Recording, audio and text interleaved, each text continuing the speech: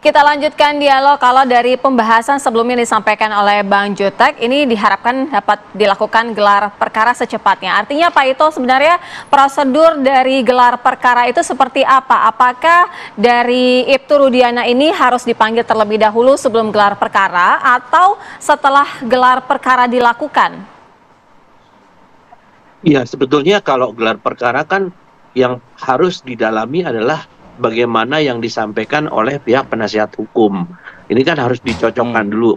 Kalau soal Ibtu Rudiana dipanggil atau diperiksa di tempat, itu merupakan daripada teknis daripada penyidikan ya. Jadi saya baru sampaikan di sini Mbak, bahwa keterangan dari Ibtu Rudiana itu adalah merupakan salah satu keterangan saksi ya, yang merupakan petunjuk. Nah itu wajar, karena dia kan orang tua daripada yang meninggal ya, yaitu saudara Eki. Kemudian juga di sini juga perlu kita ingatkan bahwa Ibtu Rudiana itu bukan tidak ikut sama sekali dalam penyidikan. Kalau mungkin nanti di situ ada teman-temannya, saya kira wajar saja ya. Dan juga kan waktunya ini sudah 8 tahun ya. Jadi tempus delictinya. Jadi kalau untuk keterangan-keterangan saksi yang mengatakan bahwa di sana ada hal-hal yang janggal, itu tentunya perlu didalami. Jadi saya kira mungkin untuk hasil daripada gelar perkara yang akan memutuskan apakah laporan terhadap Ibtu Rudiana dan beberapa orang ini adalah memang betul-betul memenuhi syarat, itu akan menentukan salah satu novum yang untuk dilanjutkan ke PK. Saya sependapat dengan Bu Jutek ya, bahwa kita di sini yang mencari adalah keadilan. Keadilan bagi para terpidana dan juga keadilan bagi pihak yang saat ini menjadi korban, yaitu Ibtu Rudiana maupun juga daripada keluarganya Vina. Jadi kita harus melihat daripada dua sisi dan kita serahkan kepada sistem peradilan. Kita tidak bisa mengatakan bahwa polisi dalam hal ini Polda Jawa Barat salah dalam melakukan penyidikan, atau mungkin dari pihak daripada para terpidana itu benar. Kita tidak bisa mengatakan demikian sampai dengan keputusan PK yang nanti akan disampaikan oleh hakim PK-nya. Saya kira ini Mbak, mungkin yang perlu kita sepakati dulu ya. Baik, artinya Pak Ito, jika kemudian itu dalam penggalian terhadap tim kuasa hukum dalam gelar perkara nanti, ternyata keyakinan penyidik ini tidak selaras begitu, artinya bisa saja di SP3 kan? Artinya laporan ini dibatalkan begitu? Iya, sangat bisa ya, karena kan penyidik itu sudah bekerja keras dan mereka juga memiliki bukti-bukti yang kuat ya menurut versi penyidik. Dan saya kira mungkin ini karena sudah menjadi perhatian Bapak Kapolri, saya kira juga mungkin penyidik juga tidak mungkin akan bisa main-main ya. Kompolnas pun sampai saat ini masih mengawal ya. Apa yang menjadi bukti-bukti yang sudah ada di penyidikan tidak bisa disampaikan. Banyak keinginan supaya Ibtu Rudiana dimunculkan ke media. Nah kalau itu harus dimunculkan sama saja dengan membuat pengadilan di media ya. Saya kira lebih baik kita hormati saja proses hukum yang sedang berlaku, dan tentunya kita juga pasti daripada kepolisian menghormati juga upaya hukum yang dilakukan oleh para terpidana. Jadi kita sama-sama mengikuti proses hukum yang berlaku di negara kita ini. Baik. Ya, Pak Ito, tadi sebelumnya di segmen sebelumnya Pak Ito sempat juga menyinggung mengenai PK yang diajukan oleh Peggy. Ini kan secara formal, artinya dari segi formalnya gitu ya, untuk menguji dari keputusan hakim. Nah, ketika formalnya dibenarkan, apakah ini artinya Peggy Setiawan bisa disidik kembali? Begini Mbak, kita harus memisahkan ya antara pra-peradilan dengan PK. Itu tidak ada kaitannya sama sekali. Ya ada beberapa pengamat mengatakan itu merupakan salah satu novum. Lah Peggy aja mengaku tidak kenal, meskipun di beberapa video yang saya dapat dia mengatakan mengenal Sudirman gitu kan. Kalau dia satu paket dengan 7 terpidana itu oke, betul ya. Kalau Peggy Setiawan dibebaskan, otomatis yang 7 lagi tidak terlibat. Tetapi kan dia terpisah gitu. Jadi saya kira Peggy Setiawan itu bukan PK Mbak, tapi pra-peradilan yang dimenangkan untuk aspek formalnya, bukan aspek materialnya. Sedangkan yang diuji sekarang untuk PK adalah aspek materialnya, karena merupakan keputusan daripada hakim. Demikian. Oke, saya ingin kembali ke Bang Jutek. Bang Jutek, kalau memang tadi ada kemungkinan laporan ini di SP3-kan, artinya Anda tadi masih mengatakan itu hanya salah satu bukti saja, satu novum saja. Anda masih memiliki novum-novum lainnya. Kabar yang kami terima Anda memiliki 30 novum, betul? Bisa dikonfirmasi Bang? Puluhan lah ya, bukan 30, puluhan lah ya, di atas 10 ya. Jadi Mbak Mas Arfad dan Mbak Sira, bahwa apa yang disampaikan Pak Ito tadi betul, kami tidak pernah menyalahkan institusi kepolisian dalam hal ini. Ya, bahwa kami justru berterima kasih atas diterimanya laporan kami membuktikan polisi secara lembaga independen. Yang terlibat ini kan hanya oknum, ya, katakanlah beberapa oknum, ya inilah kita uji, ya kan? Toh hasil kerja dari kepolisian ini sekali lagi sudah diuji oleh jaksa, sudah diterima pengadilan, kita hargai itu. Jadi kalaupun nanti kita koreksi bukan hanya lembaga kepolisian yang oknum-oknumnya itu, ya kita perlu juga sampai kepada pengadilan. Kenapa? Nah, kemudian yang disampaikan Pak Ito tadi bahwa PK-nya Rapidnya Peggy, betul tidak ada hubungan langsung dengan para terpidana. Tetapi setidak-tidaknya buat kami ingin membuktikan bahwa penyidik juga manusia, bisa ada kekeliruan.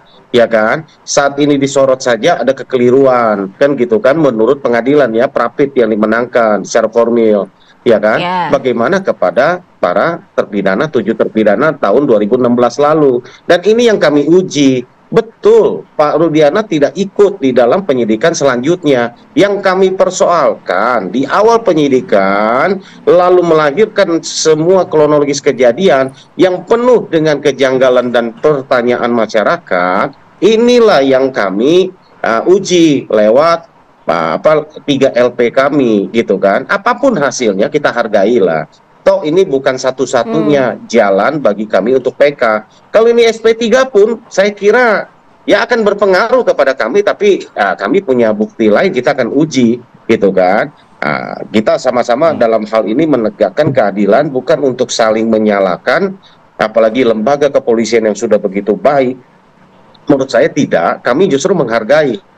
Dengan bukti pelaporan kami sekali lagi Mbak diterima, itu kami sangat menghargai dan membuktikan polisi independen. Dan secara lembaga kami hargai betul dan ingin membuktikan bahwa profesional ya dalam melakukan mengawal kasus ini, yang seperti tadi Pak Tito juga sampaikan, apalagi ini menjadi kasus yang perhatian publik ya, ada Kompolnas yang mengawal, ada Pak Kapolri, Pak Kabar Reskrim, kemudian Propam. Saya pikir teman-teman di polisi ini tentu akan bekerja secara profesional lah. Makanya kami percaya, makanya kami tempuh lewat jalur melaporkan kepada LP, kepada Mabes Polri, Barreskrim. Biarlah teman-teman bekerja, kami juga bekerja, kita hadirkan bukti yang sesungguhnya supaya masyarakat tidak dibingungkan. Kalau yang benar kita katakan benar, yang salah kita katakan yang salah. Keadilan itu betul untuk kedua pihak, kan gitu. Jadi kalau menurut kami saat ini perlu kejanggalan peristiwa itu kami pertanyakan. Betul apa tidak, seperti yang Bang Oto katakan, apa betul tidak terjadi pembunuhan? Karena banyak fakta, bukti yang tidak dihadirkan di persidangan, yang termuat di BAP, yang harusnya dilakukan saat waktu penyidikan di 2016, tidak dilakukan. Yang menurut kami sebenarnya, kalau kita berharap seperti Sengon dan Karta, oleh karena pembunuhnya mengaku, lalu mereka bebas. Dalam kasus ini kalau benar terjadi kecelakaan tunggal, tentu tidak ada pembunuhnya. Ya, kalau itu kesian mereka ini 7 terpidana ini menunggu keadilan. Mereka dari awal konsisten mengaku bukan mereka pelakunya. Gitu loh Mbak Sira. Baik, kita tanyakan ke Pak Ito. Pak Ito, untuk tadi ini sampaikan Bang Jutek, barang bukti yang tidak ada pada saat itu, kemudian juga proses yang dilakukan Ibtu Rudiana pada awalnya, Pak Ito. Ya. Pertama saya sependapat ya, saya menghargai yang disampaikan oleh Bang Jutek ya. Saya kira memang itulah yang kita lakukan. Meskipun kita berbeda versi, tetapi tentunya tujuannya untuk mencari keadilan. Nah tadi yang diajukan oleh teman-teman dari pengacaranya 7 terpidana itu, ya itu sah-sah saja ya Mbak ya. Yang tentu akan diuji di nanti proses peradilan. Tapi kan dari pihak penyidik pun juga tentunya mempunyai satu versi, yaitu hasil penyidikan yang tidak mungkin dipublikasikan ya sampai saat ini. Karena itu merupakan aturannya demikian menurut hukum ya. Jadi apa yang disampaikan itu kan memang ditemukan setelah 8 tahun ya. Jadi banyak faktor-faktor yang bisa membuat orang itu mungkin tidak akurat lagi dalam memberi keterangan, atau mungkin ada pengaruh-pengaruh intervensi dari pihak lain ya, atau mungkin daripada versi yang sekarang sedang berkembang karena viralnya sudah melalui proses media ya. Kan sekarang mainstream ini bisa merubah pemikiran seorang. Tapi ada satu hal yang mungkin perlu saya sampaikan, bahwa meskipun proses pra-peradilan sudah dimenangkan oleh saudara Peggy Setiawan, tapi ada surat edaran Mahkamah Agung bahwa kasus ini bisa saja dibuka kembali kalau penyidik menemukan 2 alat bukti lain tapi tidak alat bukti yang diajukan dalam proses pra-peradilan. Nah, kita tentunya juga harus menunggu. Kenapa demikian? Seseorang yang dikatakan bahwa dalam proses pra-peradilan itu memenangkan karena aspek formalnya kurang cukup ya, atau buktinya kurang cukup, tentunya belum tentu orang itu juga tidak bersalah. Tapi orang itu mungkin juga tidak bersalah. Tentunya ini pun ada prosesnya. Karena dalam surat edaran Mahkamah Agung itu sudah jelas disebutkan, dan bersangkutan itu bisa saja ditetapkan sebagai tersangka lagi kalau ditemukan 2 alat bukti lain yang tidak sama dengan alat bukti yang diajukan dalam proses peradilan. Saya kira kita sama-sama menunggu, dan saya terima kasih juga kepada Bang Jutek yang telah memberikan apresiasi kepada Polri yang tentunya saat ini yang dilakukan oleh kita ini adalah betul-betul menunjukkan profesionalisme Polri yang sesungguhnya. Demikian, Mbak. Iya, kita akan tunggu sama-sama ya Pak Ito ya, bagaimana kemudian tergelar perkara yang dikabarkan akan digelar dalam waktu dekat. Sama-sama kita akan tunggu. Terima kasih Pak Ito, terima kasih juga Bang Jutek sudah bergabung bersama kami di Apa Kabar Indonesia Pagi. Selamat pagi Pak. Selamat pagi, terima kasih. Ya, kita jeda dulu pemirsa, kita akan kembali dengan sejumlah kabar pilihan dan kita nantikan perbincangan seputar kontestasi pilkada yang melibatkan sejumlah artis kabarnya. Kami akan bahas itu. Usai jeda tetaplah di sini di Apa Kabar Indonesia Pagi.